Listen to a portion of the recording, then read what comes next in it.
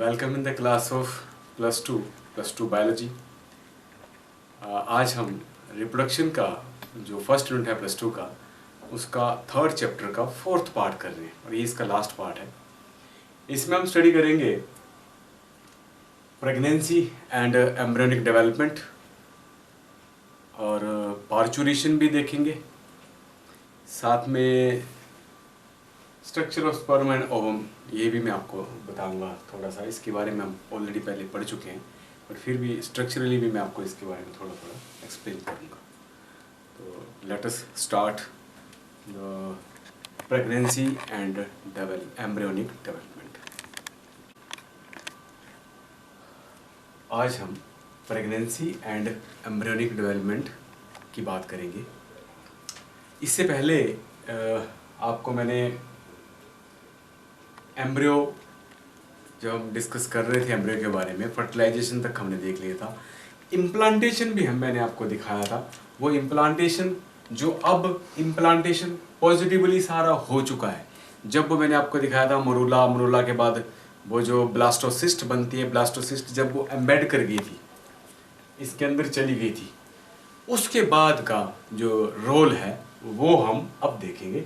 तो आपको मैं एक एक पॉइंट वाइज आपको इसके बारे में सारा बताऊंगा कि प्रेगनेंसी हमने कब करी थी। कि प्रेगनेंसी पॉजिटिव होगी जब इम्प्लांटेशन होगी थी।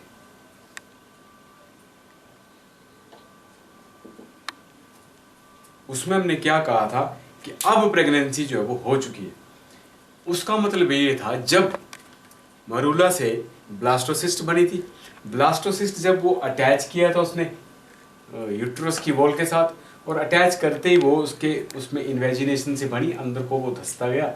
और ये जैसे मान लेते हैं कि ये पूरा ब्लास्टोसिस्ट है, ऐसे वो आया, ये दीवार है इसकी एंडोमेट्रियम, इसके अंदर ये ऐसे आहिस्ता आहिस्ता आहिस्ता अंदर को चलता गया, और ऐसे ये और ऐसे ये अंदर चला गया ऐसे, तो ये बाहर से फिर बंद हो गया।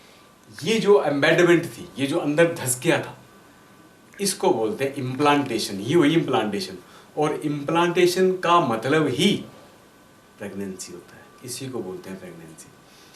अब इस प्रेगनेंसी के बाद यहाँ पे क्या क्या चीज़ें डेवलप होती हैं, ये हम एक एक पॉइंट करके आहिस्ता आहिस्ता देखेंगे। प्रेगनेंसी का क्लियर हो गया आपका। अब हम बात करेंगे, इसमें बनती है कोरियोनिक बिलाई। कोरियोनिक बिलाई, इनमें दो पार्ट रहते हैं हमारे।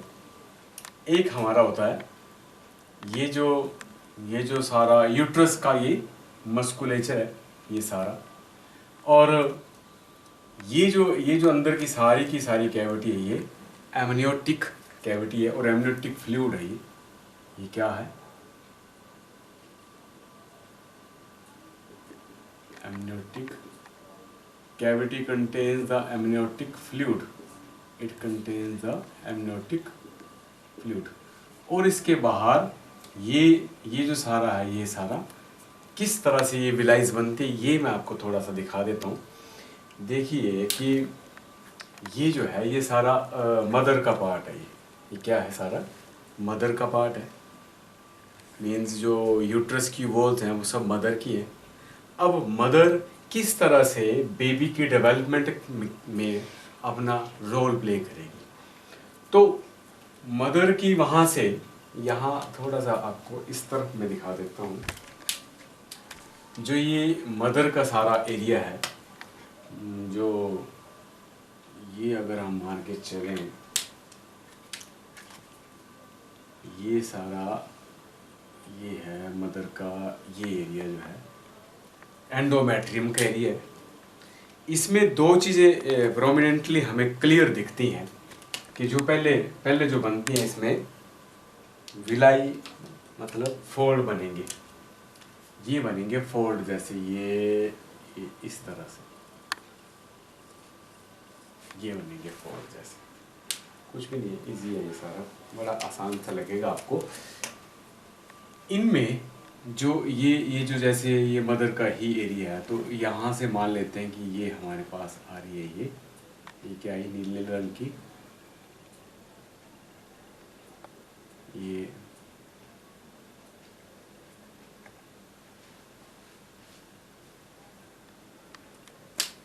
वेन और आर्टरी। इसी के साथ हम दिखा रहे हैं, ये हमने वेन दिखा दी और ये हमने आर्टरी दिखा दी, ये हमने आर्टरी दिखा दी। एक में ऑक्सीजनेटेड और एक में इस तरह से ये सप्लाई आ रही है जो मदर से आ रही है। थोड़ा आपने आराम से समझने की कोशिश करनी है। तो इसका मतलब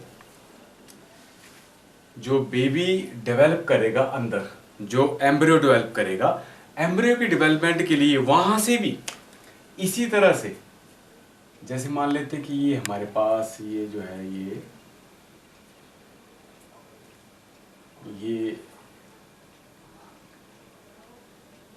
जो बेबी है, इसकी यहाँ से ये इस तरह से ये चली गई, एक आर्टरी चलेगी और एक वेन चलेगी, ऐसे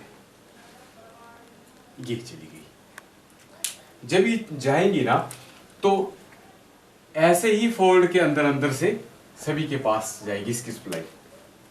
यहाँ से ये इस तरह से यहाँ भी जाएगी, इस तरह से यहाँ भी जाएगी, हर फोल्ड के लिए इस तरह से पूरे विलाइज के साथ साथ ये चलेगी, इसकी भी ये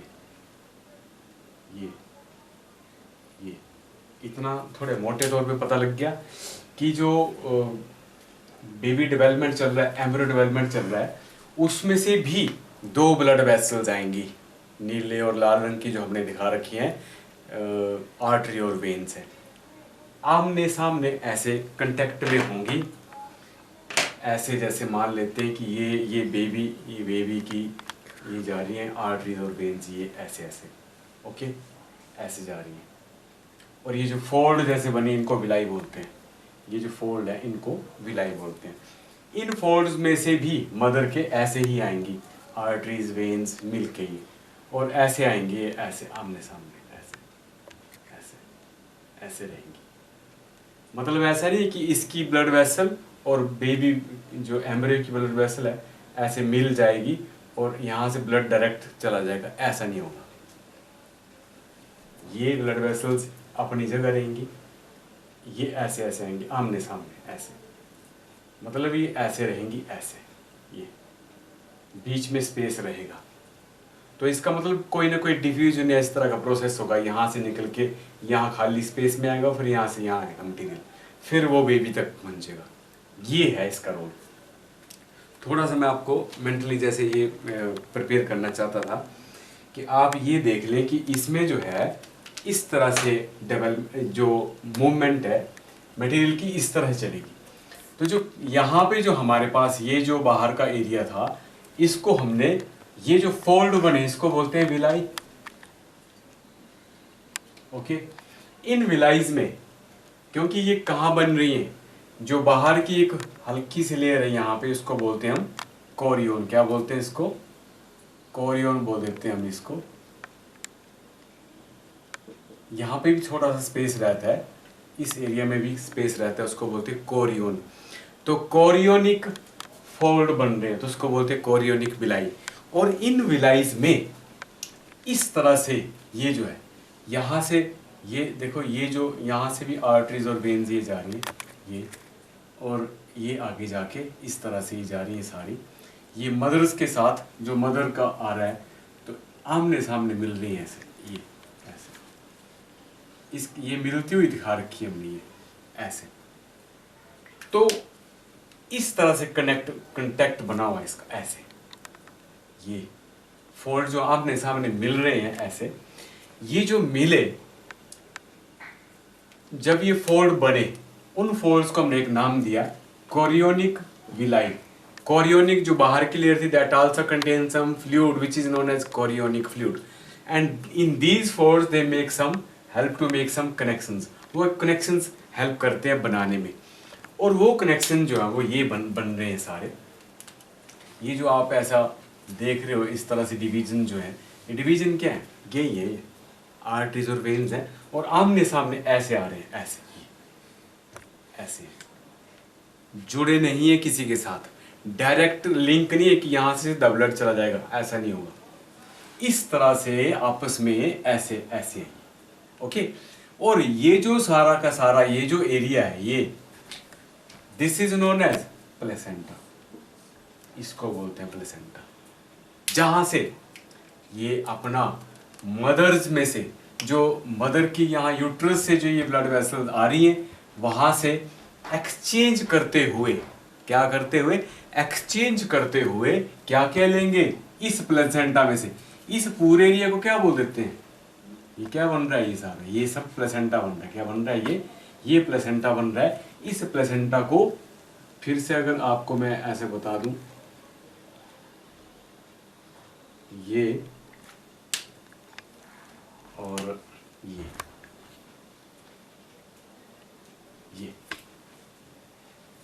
ये जा रही है यहां से ब्लड वेसल्स, आर्टरी नीले रंग की और वेन, और ऊपर से भी ऐसे आमने सामने मिल रहे हैं। अगर मैं इसको ऐसे बना दूं, ये ऐसे इसकी ब्रांच चलेगी, ये इस तरह से, तो सेम है यहाँ पे ये जो बना रखा है। तो ऐसे ही इनके सामने से दूसरा को किसका आएगा, ऐसे ही आएगा, ये फोल्ड है और ये फोल्ड है ऐसे, क्लियर। जो डायरेक्ट कांटेक्ट में नहीं है मदर का जो आ रहा है, ये क्लियर है। ये जो इन फोल्ड्स में से यहां से ब्लड के थ्रू जो फूड आएगा, जो भी न्यूट्रिएंट आएंगे, जो यहां से डिफ्यूज होके फिर इनके अंदर आएंगे और यहां से डिफ्यूज होके यहां बाहर जाएंगे। तो पहले तो जो नरिशमेंट होगा वो इसके अंदर आएगा, जो भी न्यूट्रिएंट वगैरह होंगे, nutrient transported through diffusion inside these vessels, in vessels के अंदर आएगा अंदर। और ये जो इसके अंदर जो ये बेबी डेवलपमेंट कर रहा है, ये वाला, इस बेबी में से जो वेस्ट मटेरियल होगा, जैसे कोई एक्सक्रीटरी वेस्ट है, अब ये खुद कुछ नहीं कर सकता। ये जो बेबी अंदर डेवलप कर रहा है, एम्ब्रियो डेवलप कर रहा है, अपने आप कुछ नहीं कर सकता कि अपने आप कोई पोटी कर देगा, सुसु कर देगा, या कुछ ऐसा कुछ नहीं। उसके ही ब्लड के थ्रू जितना भी अंदर का वेस्ट होगा, एक्सक्रीटरी या अदर वेस्ट होगा, वो इसी तरह से वेसल्स के थ्रू इनके पास डिफ्यूज कर जाएगा, इनके अंदर डिफ्यूज कर जाएगा, और मदर की ब्लड वेसल्स यहाँ से ले जाते हुए अपने जो किडनीज हैं उनके थ्रू फिल्टर करके फिर यूरिन के थ्रू उनके बाहर जाएगा। इस तरह से वेस्ट बाहर जाएगा। और मदर्स का जो भी मदर डाइट ले रही है, जो भी वो खा रहे हैं, वो इस ब्लड के थ्रू उनके डाइजेस्ट होने के बाद उनके ब्लड के थ्रू इस तरह से डिफ्यूज होके बेबी के अंदर आ रहा है। क्लियर बात। न्यूट्रिएंट का एक्सचेंज और ऑक्सीजन की सप्लाई इसी के रास्ते से आ रही है। यही ऑक्सीजन रिच जो आरबीसीज इसके अंदर है, वही ऑक्सीजन की सप्लाई भी दे रहे हैं। ऑक्सीजन देने के बाद जो हमने बात करी, CO2 अगर इसको बाहर निकालनी है तो ये CO2 यहाँ से भी बाहर निकल रही है और मदर के थ्रू ही वो बाहर जा रही है। उसके बावजूद कुछ एक्सक्रीटरी वेस्ट हैं, वो ब्लड के थ्रू आ रहे हैं और मदर्स ब्लड में डिफ्यूज होने के बाद यहाँ से मदर के ब्लड में फिर इस प्लेसेंटा के थ्रू मदर्स के ब्लड में जा रहे हैं और मदर की बॉडी से होते हुए फिर वो फिल्टर हो रहे हैं और वो उसका वेस्ट वो वहाँ से बाहर जा रहा है। ये सब एक्सचेंज कहाँ हुआ? प्लेसेंटा में। प्लेसेंटा का मतलब है आमने सामने होते हैं जरूर, पर डायरेक्ट कंटेक्ट नहीं होता किसी भी ब्लड वेसल का। वो जो उनके फोल्ड होते हैं इनको डिजिटाइजेशंस बोलते हैं। ये जो फोल्ड बनते हैं इनके क्या बोलते हैं? इनको, इन फोल्ड को क्या बोलते हैं? डिजिटाइजेशंस बोलते हैं। ये फोल्ड का ही नाम है। इस तरह से जो बड़े तंग फोल्ड रहते हैं, ये जो फोल्ड है इनको ही डिजिटाइजेशन बोलते हैं।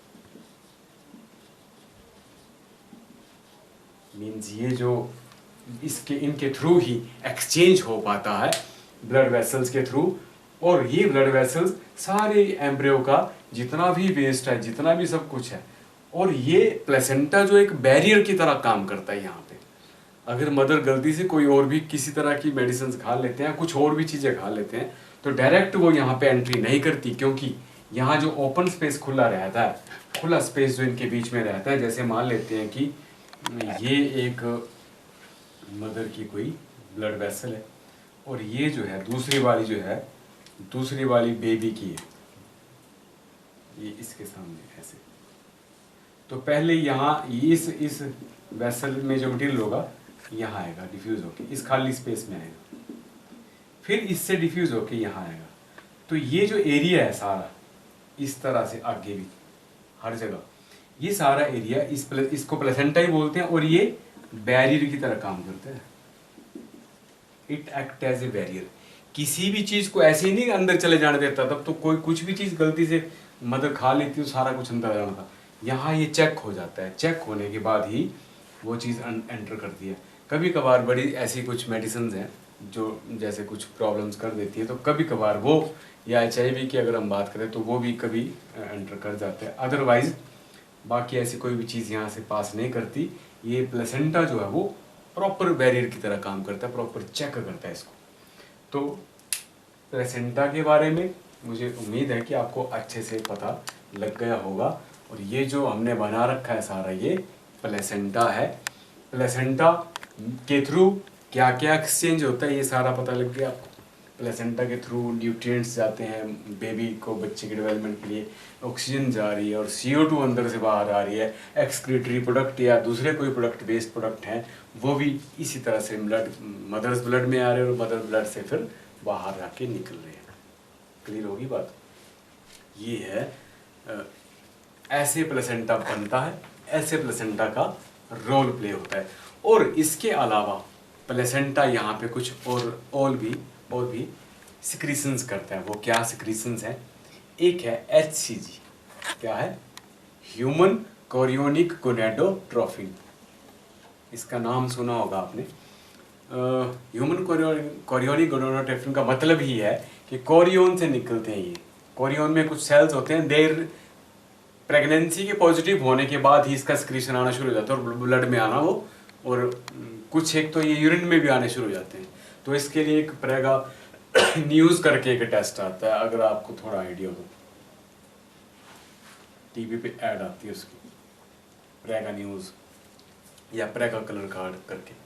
तो उसमें क्या होता है कि यूरिन के वो ड्रॉप बोलते हैं, अर्ली फ्रेश यूरिन जो है वो लिया और उसके ड्रॉप्स रखते हैं और एक के बाद दूसरी स्ट्रिप जो है वो डार्क बन जाती है। उसका मतलब ये होता है कि HCG की वजह से बनती हो, इनकी क्लम्पिंग होने की वजह से बनती है। इसका मतलब यूरिन में ये प्रेजेंट है, तो इसका मतलब प्रेगनेंसी जो है वो पॉजिटिव है। तो वो प्रेगनेंसी का टेस्ट करने के लिए सिंपल सा टेस्ट, तो HCG का रोल जो है वो इस तरह से चेक करने के लिए लिया जाता है कि पॉजिटिव प्रेगनेंसी है कि नहीं है। अगर नहीं है तो वो अलग और भी कोई कारण हो सकता है उसका। तो सिंपल सा तरीका है चेक करने का। इसके बाद फर्दर वो अपने कंसर्निंग जो डॉक्टर हैं, गायनिकोलॉजिस्ट हैं, उनके पास जा सकते हैं। तो ये HCG का रोल। उसके साथ HPL भी रिलीज करते हैं। क्या करते हैं? HPL स्मॉल से लिखा है तो ऐसे ही लिखना है आपने, मतलब इनको इस तरह से लिखते हैं HPL, ह्यूमन प्लेसेंटल लैक्टोजन, कि यहाँ पे एक लैक्टोजन हार्मोन भी रिलीज करते हैं, जो जिनका रोल क्या रहता है? लैक्टोजन का रोल यहाँ रहता है, जो आगे जाके लैक्टेशन होगा उसके लिए जो लैक्टोजन, ये जो शुगर है उस तरह से इसकी कन्वर्सन के लिए रोल प्ले करेगा। तो लैक्टोजन, ह्यूमन प्लेसेंटल लैक्टोजन, इसका रोल इस तरह से रहेगा। इसके अलावा जो प्लेसेंटा है वो एस्ट्रोजन भी रिलीज करता है, प्रोजेस्टेरोन भी रिलीज करता है, ये जो प्लेसेंटा है। अब अगर आप थोड़ा सा रिकैप करें जो पीछे हमने पढ़ा था, उसका जो मेंस्ट्रुअल साइकिल देखा था, तो मेंस्ट्रुअल साइकिल का जो चार्ट हमने बनाया था उसमें अगर आप थोड़ा सा रिकैप करोगे तो वहाँ मैंने आपको बताया था कि एस्ट्रोजन का रोल क्या रहता है।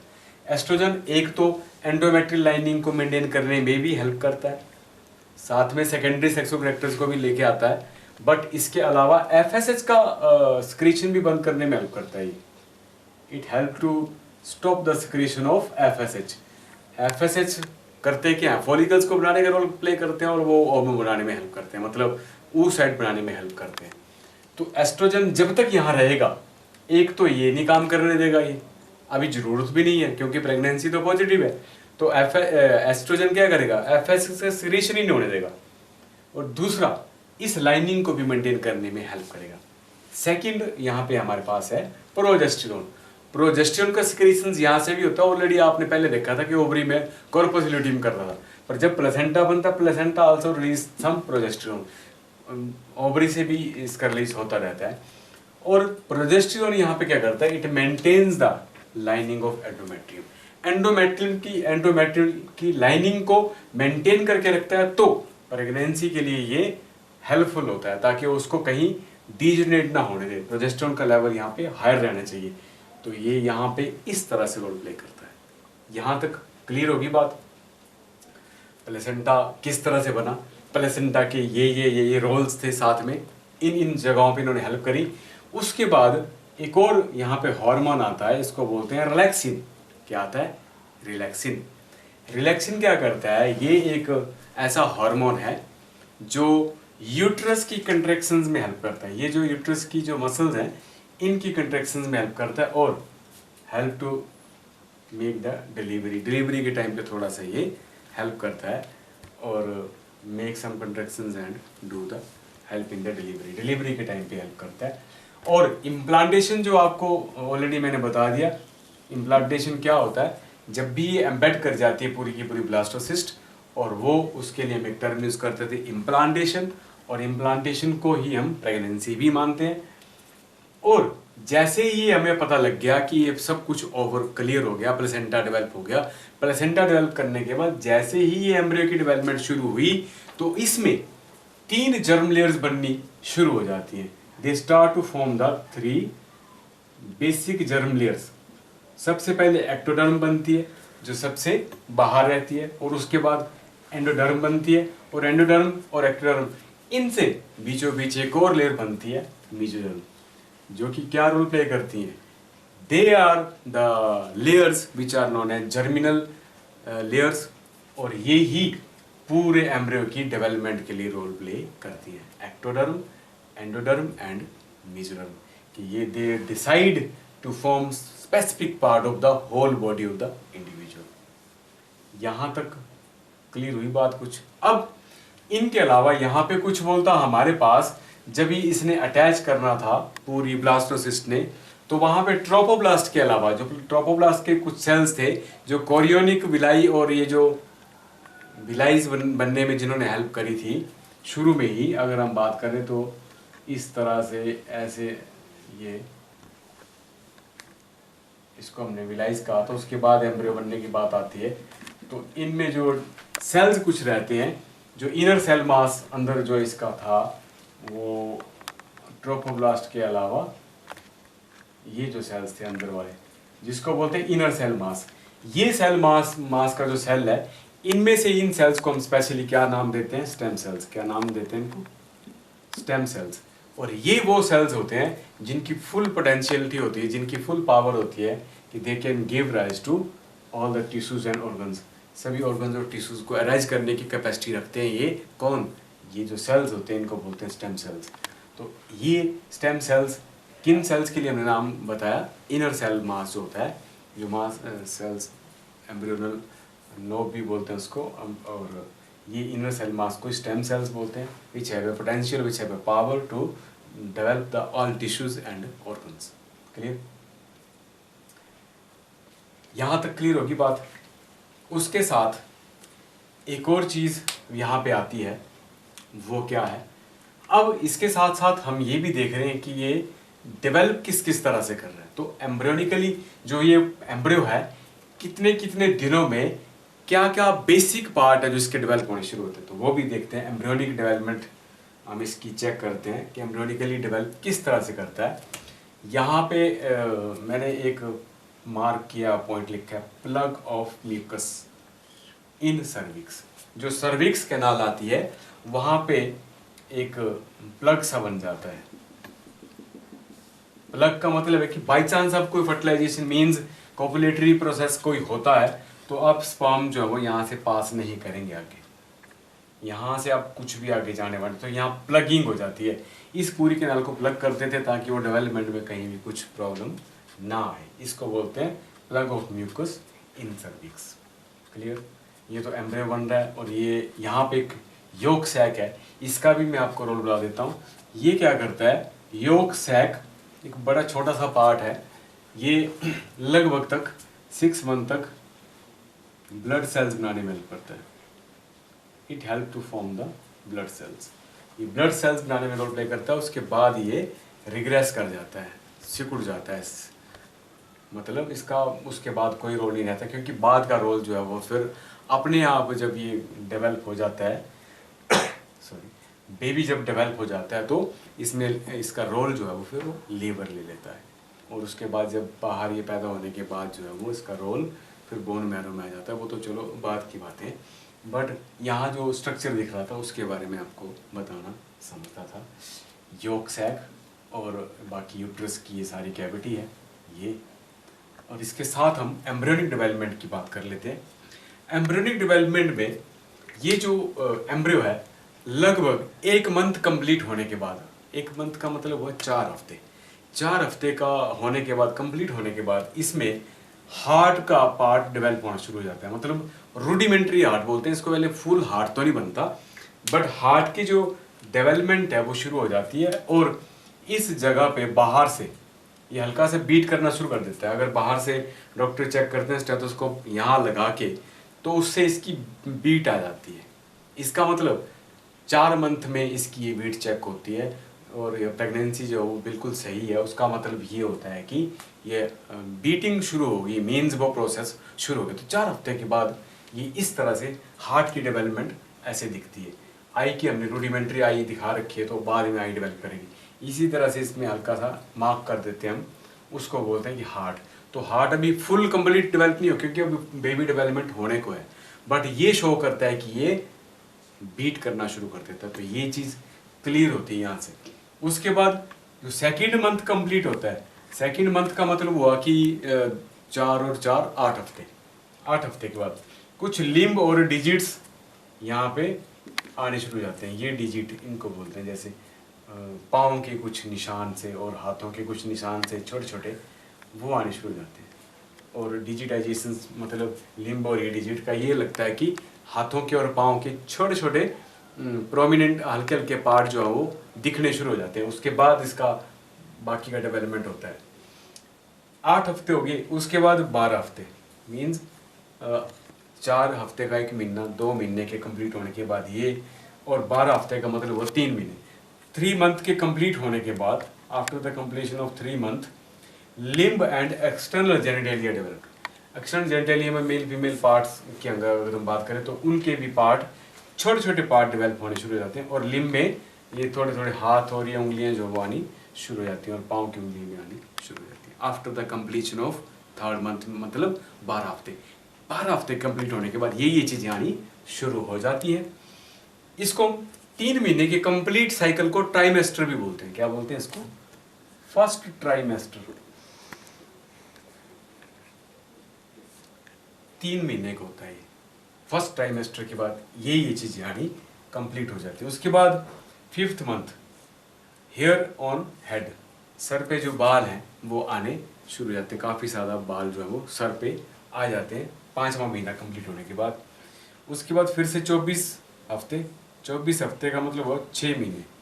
6 मंथ के कंप्लीट होने के बाद जो बॉडी है that is covered with hairs, तो बड़े फाइन हेयर जो वो बॉडी पे पूरे आने शुरू हो जाते हैं।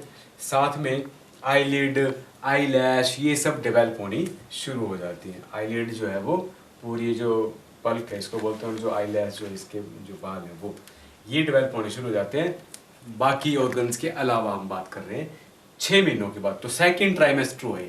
पहला ट्राइमेस्टर 3 महीनों का हमने पहले देखा, ये दूसरा ट्राइमेस्टर है 6 महीनों के बाद, जिनमें ये पार्ट डेवलप हो जाते हैं। और उसके बाद फिर हम बात करते हैं after the completion of 9 month the baby is develop fully now. पूरे लिम्ब डेवलप हो गए, बाकी बॉडी के पूरे ऑर्गन डेवलप हो गए। Now it is ready to come out, मतलब अभी फुली रेडी है कि मुझे बाहर आना है। इस पूरे डेवलपमेंट पीरियड को एक हम नाम से बुलाते हैं, क्या? जेस्टेशन पीरियड भी बोलते हैं। क्या बोलते हैं इसको? जेस्टेशन पीरियड, जो लगभग 9 महीनों का होता है ह्यूमन बींग्स में। ह्यूमन बींग्स में हम में कितने महीनों का होता है ये? 9 महीनों का होता है। 9 महीनों में मीन्स 270 टू 280 डेज, 270 से 280 दिन तक, 10 दिन प्लस और माइनस करके रखे जाते हैं। कि वो कभी कम भी हो जा, आगे भी हो जाता है, कभी बाद में भी हो जाता है, इस तरह से। तो आई होप कि आपको ये अच्छे से पता लग गया होगा, क्लियर पता चल गया होगा। अब इसका हम पार्चुरेशन देखेंगे। पार्चुरेशन का मतलब अभी ये हमारा बेबी डेवलप हो गया। डेवलप होने के बाद हम इसको थोड़ा सा अगले पार्ट में देखते हैं। ज़रा सा एक ज़रा सा हम इसको वॉश करके आपको अगला पार्ट दिखाता हूँ कि इसको किस तरह से डेवलप कराना है। अब हम देखते हैं next parturition and lactation. Parturition का सिंपली मीनिंग है जो जब बेबी डेवलप हो गया, ये बेबी डेवलप हो गया फुल 9 मंथ में, the complete development of baby from the start of its means pregnancy positive होने के बाद वहाँ से लेके full development of baby is known है जेस्टेशन पीरियड। उसको हम जेस्टेशन पीरियड बोल दिया।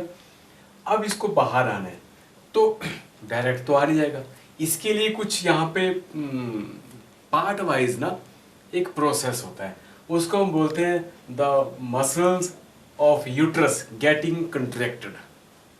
वो भी तो किसी ना किसी कंट्रोल में ही करती होंगी, तो वो कंट्रोल कर रही है, कंट्रोल्ड मूवमेंट बोलते हैं उनको हम। उस ड्यूरेशन में एक और यहाँ पे पेन्स के लिए भी एक नाम लिया जाता है, लेबर पेन्स।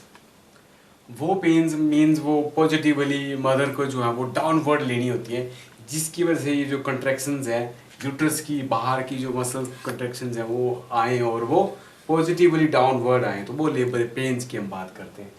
उस ड्यूरेशन में जो यूट्रस है इसकी मसल्स में कंट्रैक्शंस होती हैं, वो एंडोमेट्रियम और मायोमेट्रियम की जो हमने बात की थी वो कंट्रैक्ट करेंगे और इसको पुश करने में हेल्प करेंगे।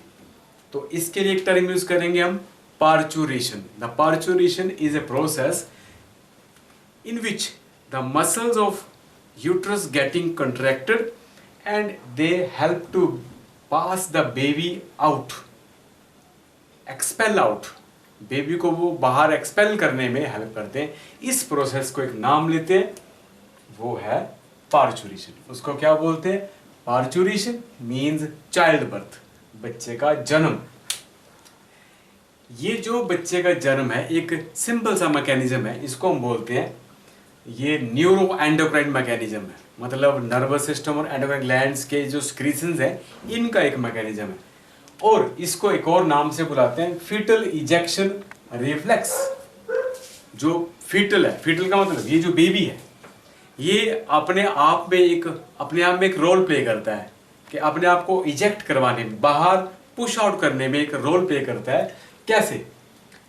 The signal which is developing from the foetus, यहां से एक सिग्नल जाता है और ब्रेन तक सिग्नल जाएगा और साथ में प्लेसेंटा से भी एक सिग्नल आएगा सॉरी, और ये सिग्नल जो है वो एक एक्शन करते हैं, उसको बोलते हैं न्यूरो एंडोक्राइन मैकेनिज्म।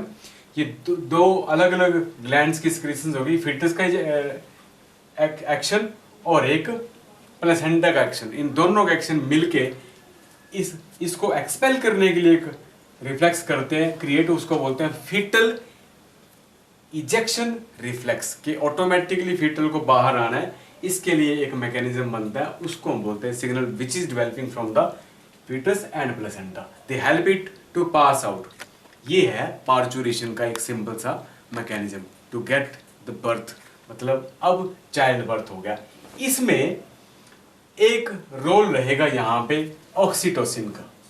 यहाँ पे थोड़ा सा जब मैंने आपको रिलैक्सिन का भी रोल बताया था, एक बार मैं आपको दोबारा से बता देता हूँ, हो सकता है वो मिस इंटरप्रेट ना हो जाए कहीं। तो एक बार रिलैक्सिन और इसका हल्का सा थोड़ा थोड़ा डिफरेंस होता है, क्लियर करके बताता हूँ। जो ऑक्सीटोसिन है it is release from the pituitary gland से इसको रिलीज करवाया जाता है, और at the time of birth, जब बर्थ का टाइम आता है, जब लेबर पेन्स होती हैं, उस टाइम पे ये it help to make the myometrium to make more and more contraction. जो यूट्रस है उसकी ज़्यादा से ज़्यादा स्ट्रॉन्ग कंट्रैक्शंस हो और कंट्रैक्ट करके वो बेबी को पुश करे टूवर्ड्स द डाउनवर्ड, और वो उसको पुश करे और सर्विक्स वाली साइड से वो बाहर निकले।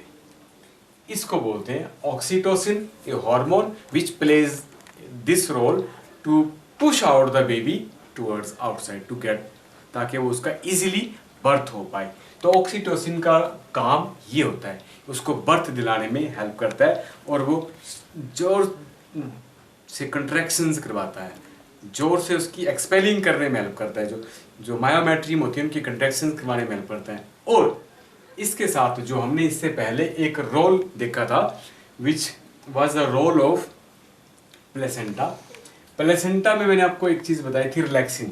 ये भी मैंने बोला था कि जो बेबी को एक्सपेल करने में ये हेल्प करता है, बट किस तरह से, थोड़ा सा ये कहीं इसके और इसके बीच में कहीं आप गलत ना मिस इंटरप्रेट कर जाएं, एग्जैक्टली बता देता हूँ। This hormone is basically released by the ovary और it relaxes what the ligament in the pelvis. जो पेल्विक रीजन होता है, पीछे ये बोन्स जुड़ी रहती हैं दोनों, यहाँ से पीछे। तो जो मदर है, जो फीमेल है, उनके पीछे जो लिगामेंट होता है वो थोड़ा लूज कर जाता है यहाँ पे। ये लूजनिंग जो है कौन करता है? रिलैक्सन करता है। क्यों करता है? ताकि बेबी का जो हेड है वो कहीं फंस ना जाए इस कैविटी में, उसको लूज कर देगा और इजीली वो बेबी का हेड जो है वो पास करेगा, आसानी से उसका बर्थ हो जाए। इसीलिए रोल प्ले करता है ये कौन? Relaxin. It relax the ligament in the pelvic region. वो पेल्विक रीजन की जो बोन्स के बीच में पीछे जॉइंट है वो खोल देगा। And which soften and widen the cervix, जिसकी वजह से सर्विक्स है आगे वो भी थोड़ा सॉफ्ट और खुल जाएगा और आसानी से बेबी जो है बाहर को पास हो जाएगा और इमीडिएटली उसका बर्थ हो जाएगा। ये हुई क्लियर बात। दोनों का देखने में तो एक ही बात हो रही है कि दोनों क्या कर रहे हैं कि बर्थ को हेल्प कर रहे हैं, बर्थ को होने में, बट जरा पॉइंट पे क्लैरिटी अलग से होनी चाहिए ताकि आपको भूले ना। ऑक्सीटोसिन ने कराई मसल्स की कंट्रैक्शंस, मायोमेट्रियम की कंट्रैक्शन, वो बॉडी को पुश आउट, बेबी को पुश आउट करने के लिए, और इसने भी बेबी को बाहर निकलने में ही हेल्प की रिलैक्सन ने। पर किस जगह? जो लिगामेंट थे पेल्विक बोन के उनको लूज किया, वहां पे रिलैक्स किया ताकि वो खुल जाए और बेबी जो है आराम से बाहर आए, और साथ में सर्विक्स की भी बाइंडिंग कर दी ताकि वो उसको मुश्किल ना हो, वो आराम से बाहर आके बर्थ ले ले। ये है role of oxytocin and relaxin. कभी कभी क्या करते हैं कि मदर जो है वो पॉजिटिव पेन नहीं ले पाती, मीन्स वो लेबर पेन, उनको बोला जाता है कि आपने पेन बियर करनी है, वो पेन नहीं लेती और रिस्ट्रिक्ट करती हैं, तो बेबी का बर्थ नहीं हो पाता है, उसको मुश्किल आती है। तो कभी कभी बाहर से डॉक्टर इंजेक्ट करते हैं कोई डिलीवरी के टाइम पे, या तो ब्लड वेसल्स में या मसल्स में इंजेक्शन लगाते हैं। वो इंजेक्शन ऑक्सीटोसिन का ही होता है, पीटोसिन के नाम से, और भी कई नाम होंगे, उन नामों से इंजेक्शन लगाते हैं, जिसमें होता क्या है? ऑक्सीटोसिन होता है, ये वाला रोल। इसी की वजह से उसकी डिलीवरी फिर आसानी से हो पाती है, और वो थोरली चेक करते रहते हैं कि उसमें कोई चेंज तो नहीं आ रहा, और वो पेन्स नहीं भी आ रही है, तो वो नॉर्मली उसको रिलैक्स करके बेबी को बर्थ करवाने में हेल्प करते हैं। आफ्टर डिलीवरी जैसे ही बेबी का बर्थ हो गया, वो जो उसकी थी ये, इसको हमने बोला अम्बिलिकल कोड। अम्बिलिकल कोड, नेड़ू जिसको बोलते हैं, यहाँ जो निशान सा रहता है बच्चों के, और उसके साथ चिपका हुआ रहता है। जब बच्चे का जन्म होता है तो ये भी साथ में रहता है। जब बच्चे का जन्म होता है, डिलीवरी होगी तो बच्चे के साथ ही आ जाएगा, और ये क्या करेगा? ये जो पूरा प्लेसेंटा है कुछ टाइम में, बड़े कम टाइम में, ये भी आहिस्ता आहिस्ता आहिस्ता बाहर आ जाएगा, पूरे बाहर आ जाएगा। जैसे बच्चे का जन्म होगा साथ में ये भी रहेगा, और ये कुछ 2-4 दिनों में फिर सूख के निकल जाता है, क्योंकि इसका कोई रोल कोई नहीं रहता, तो बाहर निकल जाता है, और इसके साथ पूरा प्लेसेंटा जो है वो भी बाहर एक्सपेल आउट हो जाता है। क्लियर हुई बात? इसके बाद हम बात करेंगे, अब इस बच्चे को कुछ ज़रूरत रहेगी। जैसे ये पैदा हुआ तो इसको तो कुछ खाना पीना है, पहले तो मदर से ही मिल रहा था अंदर, अभी बाहर आ गया तो इसको पहली ज़रूरत एक लैक्टेशन की रहेगी। तो लैक्टेशन के लिए बोलता जो प्रोलैक्टिन और ये जो हार्मोन्स हैं वो ऑलरेडी, अगर हम बात करें जो हमने प्लेसेंटा में देखे थे, कुछ कोर्टिसोल एक हार्मोन है, प्रोलैक्टिन एक हार्मोन है, थायरोक्सिन एक हार्मोन है। ये जो हार्मोन्स हैं इनकी ग्रोथ के लिए और लैक्टेशन के लिए रोल प्ले करते हैं। और HPL की भी हमने बात की तो लैक्टेशन के लिए रोल प्ले करते हैं। और साथ में जैसे ही बेबी का बर्थ होता है तो जो मेमरी ग्लैंड्स हैं उनमें ऑलरेडी मिल्क डिपॉजिट होता है, उनको उसको पास आउट होना होता है। वो पास होता है और शुरुआती के 2-3-4 दिनों में जो ये मिल्क होती है, लैक्टेशन होती है, येलोइश कलर का होता है थोड़ा सा, इसका जो कलर है वो येलोइश कलर का होता है, उस वक्त बिल्कुल वाइट नहीं होता। वो जो येलोइश कलर का मिल्क होता है इसको कोलेस्ट्रम बोलते हैं, जो बहुत जरूरी होता है, विच कंटेन्स एंटीबॉडीज, जिनके अंदर क्या होती है, एंटीबॉडीज होती है, IgA IgM और भी इसकी ब्रांचेज हैं, वो हमें इतने ज़्यादा डिटेल नहीं जाने की जरूरत है। ये जो कोलेस्ट्रॉम है it is very much needed. तभी अगर आप कहीं टीवी पे ऐड वगैरह देखते हो तो वहाँ बोला जाता है कि बच्चे को पहला शुरुआत के जो दिन हैं उनमें दूध पिलाया जाए ताकि बच्चे हेल्दी रहें, उनके अंदर बॉडी के अंदर रेजिस्टेंस डेवलप हो। तो ये जो एंटीबॉडीज़ हैं ये क्या करती हैं, रेजिस्टेंस डेवलप करती है ताकि बच्चा बार बार बीमार ना हो। और जिन बच्चों के मदर के कई बार नहीं आ पाता है दूध, तो वो बच्चे नहीं पी पाते, तो कई बार क्या होता है कि वो जल्दी जल्दी बीमार होते रहते हैं, कोई भी इन्फेक्शन जल्दी से, क्योंकि इनबोर्न जो एंटीबॉडी आती थी वो नहीं आ रही है, जो ये कोलेस्ट्रॉम के थ्रू आनी थी वो नहीं आती है। तो कई बार इस तरह से होता है, वो एक्सेप्शनल बाद के केसेस हैं। बट ये कोलेस्ट्रॉम की आपको पता लग गया, येलोइश कलर का मिल्क है, इसको फीड करवाना जरूरी है, which develop the resistance in the developing baby. I hope कि आपको ये लैक्टेशन, मिल्किंग जिसको बोलते हैं वो, और parturition, birth of the young one clear पता लग गया होगा। इसके बाद हम नेक्स्ट पार्ट देखेंगे, structure of sperm and ovum. इसके बाद देखते हैं।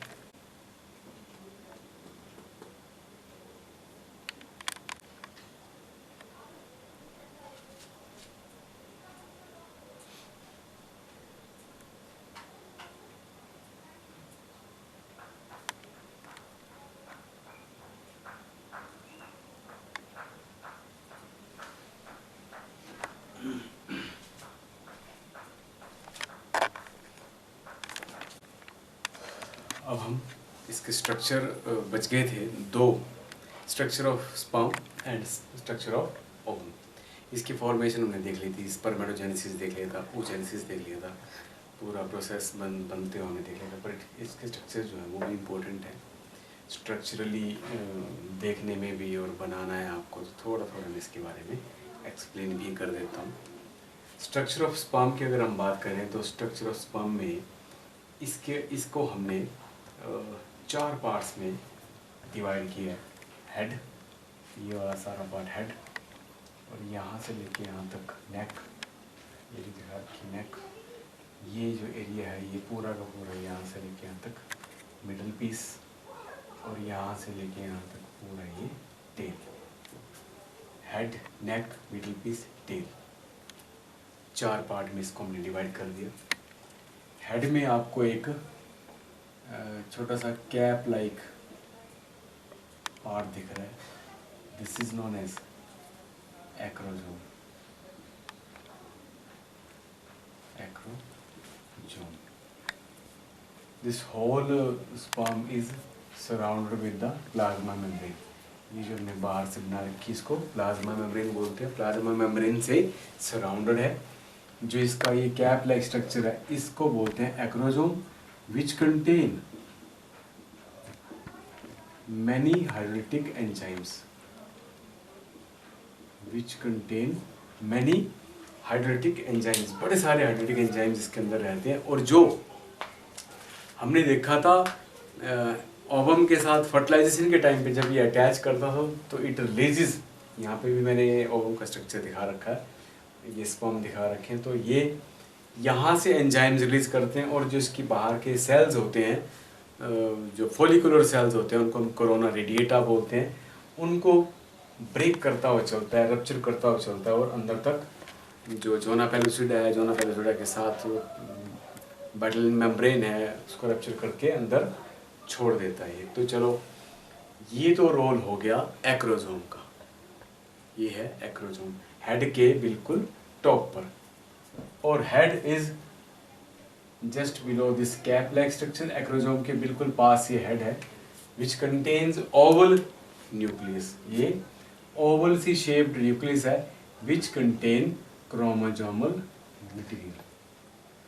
इसके अंदर ये सारा क्रोमोजोमल मटेरियल है, मीन्स जिसको हम आपने जब स्पर्मेटोजेनेसिस देखा था, स्पर्मेटिड से जब स्पर्मेटोजोआ बनाए थे उसके बाद का ये स्ट्रक्चर है।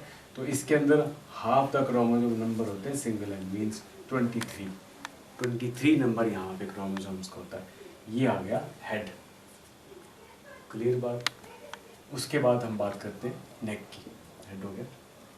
Neck is a narrow part, small part which specially contains a rounded organelle which is known as centriole. इसका बहुत ज़्यादा रोल है। अगर आपको थोड़ा सा याद हो तो आप जब हमने oogenesis देखा था तो मैंने आपको लास्ट में ये बताया था कि जो मेटाफेज 2 पे मियोटिक 2 जब रुक जाती है सेकेंडरी oocyte के बाद, और वैसे तो सेकेंडरी oocyte ही रिलीज हो जाता था, तो उस वक्त मैंने आपको बोला था कि जब स्पर्म ज्वाइन करता है सेकेंडरी oocyte को, at the time it donate the centriole, तो यहाँ से वो सेंट्रियोल देता है और उसके बाद उसकी फर्दर डिवीजन होती है, तब वो बाद में डिवाइड करता है और वहाँ से सेकेंड पोलर बॉडी बनती है और उसका अपना ओवम बनता है, हैप्लॉइड रहता है पहले, फिर बाद में वो डिप्लॉइड हो जाता है। तो वो ये रोल है नेक का। नेक के बाद हमारा तीसरा पार्ट है middle piece, which is a larger part lying below the neck which contains number of mitochondria. इस मिडल पीस में ये नंबर ऑफ माइटोकॉन्ड्रिया है। ये माइटोकॉन्ड्रिया क्या करते हैं, they provide the energy for the movement of this sperm. इसकी motility को मूवमेंट देने के लिए कौन एनर्जी प्रोवाइड करता है, mitochondria, which is lying in between. इस बीच वाले भाग में माइटोकॉन्ड्रिया होते हैं और ये माइटोकॉन्ड्रिया इसको एनर्जी देते हैं ताकि ये आराम से मूव कर पाए। यहाँ तक क्लियर हुई बात। उसके बाद इससे नीचे जो एक पार्ट है इसका टेल, टेल पे ये फ्लैजेलम सा है। Tail help to regulate, means इसको मूव करने में, मूवमेंट में इजी करने के लिए ये हेल्प करता है टेल। यहाँ तक क्लियर होगी बात। अब नॉर्मली अगर हम बात करें, जो एक सिंपल इजैकुलेशन जब होता है, जब पूरा सेमिनल फ्लूइड जो है वो एक बार इजैकुलेट किया जाता है through the mails penis, they contain 200 to 300 million sperms पर इजैकुलेट। एक इजैकुलेशन में 200 से 300 मिलियन स्पर्म्स होते हैं और इनमें से नॉर्मल फर्टिलिटी शो करने के लिए कम से कम 60% जो है वो स्पर्म्स नॉर्मल होने चाहिए, कम से कम उनका नॉर्मल साइज हो,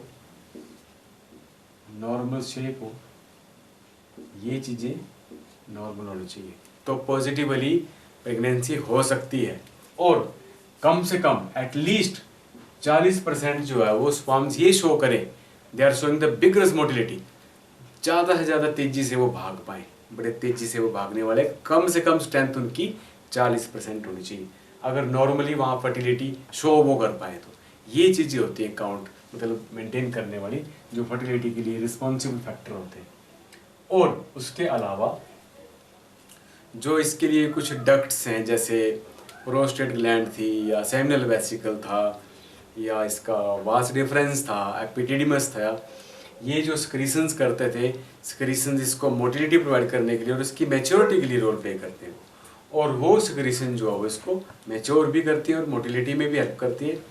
और इस पूरे फ्लूइड को sperms with the old seminal fluid that makes whole fluid is known as semen, उसको बोलते हैं semen. The old fluid which is collected from the seminal as well as Copper's gland, vulvourethral और sperms, ये सब मिलके एक fluid बनाते हैं, उसको क्या बोलते हैं, सीमन बोलते हैं। आई होप कि आपको ये सारा क्लियर पता लग गया होगा। This is all about structure of sperm. अब इसके बाद हम बात करते हैं structure of ovum. Structure of ovum nucleus दिखा रखा है मैंने, ये इसका साइटोप्लाज्म,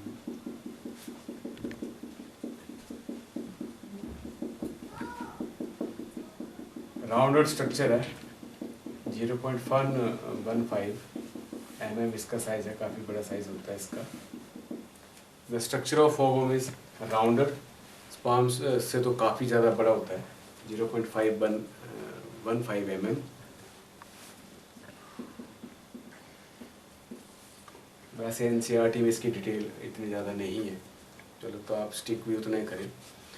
ये जितनी भी हम डिस्कशन कर रहे हैं, जितना भी हम ये देख रहे हैं, सारा का सारा अकॉर्डिंग टू एनसीईआरटी। इसमें हम किसी और बुक की कलेक्शन नहीं डाल रहे हैं। हल्का फुल्का कुछ छोटा मोटा एडिशन हो सकता है, बड़ा कम वो भी, पर मोस्टली हम पूरा का पूरा एनसीईआरटी बेस्ड ही सिलेबस डिस्कस कर रहे हैं। इससे ना कम कर रहे हैं ना ज़्यादा कर रहे हैं। तो आप इस बात को लेके इत्मीनान रखें, कंफ्यूज ना हो कि कहीं और से तो नहीं पढ़ा दिया, ऐसा कुछ भी नहीं है। एनसीईआरटी पे स्टिक कर रखा है हमने। आपने सिंपली ओवम का स्ट्रक्चर देखा था जब हमने oogenesis किया था, तो जिसकी बाहर की ये फॉलिकुलर सेल्स थी, आपने इस तरह के स्ट्रक्चर देखे बड़े सारे। इन्हीं स्ट्रक्चर्स में इस तरह से ये ऐसे ऐसे ये ऐसे ऐसे स्ट्रक्चर दिखते हैं। ये आगे जाके ये इस तरह से ये होती हैं वो ना, जो आप ये दिखते हैं आपको, जिसको मुकुट की तरह वो बने होते हैं ऐसे शानदार दिखने में, तो इनको बोलते हैं कोरोना लाइक स्ट्रक्चर। तब इनको बोलते हैं कोरोना रेडिएटा, इसीलिए बोलते हैं इसको कोरोना रेडिएटा। रेडियल पूरी गोलाई में ये अरेंज्ड है और ये शेप वैसी दिखा रहे हैं। तब इसकी बाहर की लेयर को हम क्या बोल देते हैं, थिक होती है थोड़ी, कुछ सेल्स की बनी है, इसको कोरोना रेडिएटा बोलते, सेल्स ऑफ कोरोना रेडिएटा। इसके अंदर ये जो सेल्स की लेयर, एक लेयर है, इसको बोलते हैं ज़ोना पेलोसिडा, और इसके अंदर पेरीवेटलैंड मेम्ब्रेन और ये स्पेस, और ये प्लाज्मा मेम्ब्रेन, ये सारा इसके अंदर वाला प्लाज्मा लेम्मा, और ये इसका न्यूक्लियस है। और ये हमने स्पर्म दिखा रखा है जो पेनिट्रेट करता हुआ दिखाया है। इसके वो वही एंजाइम्स जो एक्रोसोम में आपने देखे वो रिलीज़ करते हैं, इनको रप्चर करते हुए यहाँ तक पहुँचते हैं और यहाँ तक, और फिर बाद में न्यूक्लियस छोड़ देते हैं। न्यूक्लियस के साथ साथ अपनी सेंट्रियोल भी छोड़ देते हैं। वो तो फर्टिलाइजेशन के कंसेप्ट में हमने देख लिया था। दिस इज द न्यूक्लियस, ये साइटोप्लाज्म, काफ़ी ज़्यादा साइटोप्लाज्म रहता है जो फर्टिलाइजेशन के बाद यहीं से नरिशमेंट के लिए यूज़ किया जाता है। ये कोरोना रेडिएटा के cells, zona pellucida and vitelline membrane, plasma membrane and cytoplasm and nucleus. This is the structure of ovum. I hope कि आपको ये अच्छे से पता चल गया होगा। और अगर आपको 2 टाइम तो ये चलेगा ही सिटी चैनल पे, 10 से 11 भी, 5 से 6 भी। इसके बावजूद भी आपको कहीं कमी रह जाती है तो आप यूट्यूब चैनल जो सिटी चैनल का है उस पर भी इसको ध्यान से देखें, आपको कहीं मुश्किल नहीं आएगी। Thank you very much for watching. Next topic will discuss tomorrow, that is reproductive health. Thank you.